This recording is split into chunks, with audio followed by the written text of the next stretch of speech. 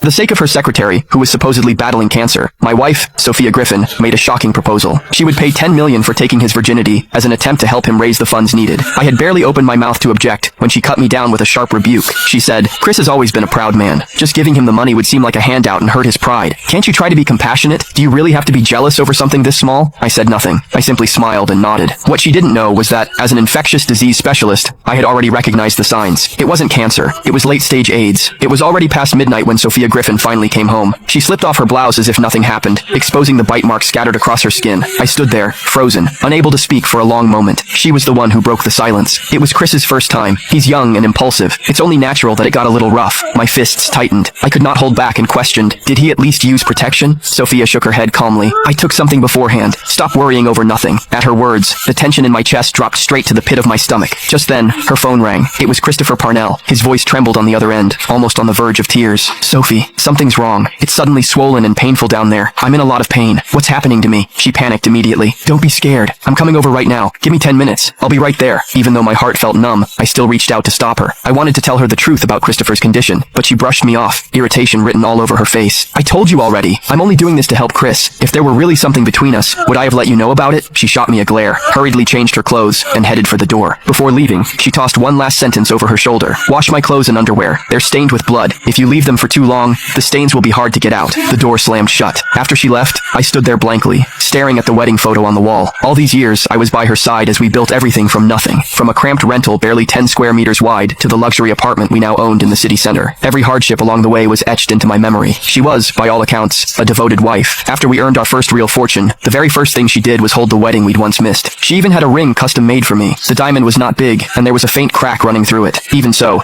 I always treasured it like a priceless heirloom. And yet, this same woman, praised by relatives and neighbors as the perfect wife, did the one thing that chilled me to the bone. With no protection at all, after such high-risk exposure, the chances of infection were almost certain. I was angry, but I could not bring myself to abandon her. She still had a 72-hour window. If she took the medication in time, it could still prevent transmission. I was just about to call and warn her when a new post popped up on my social feed. It was from Christopher. "They say married women have strong needs. It looks like it's true. I can barely keep up." The photos showed a bed in disarray, stained and chaotic. Among them was one with scratches running across his back. On the surface, it sounded like a complaint, but in truth, it was a straight-up brag about how intense their night had been. But none of that was what caught my eye. Instead, it was the ring on his finger. Click the link in my bio to get the full story for free.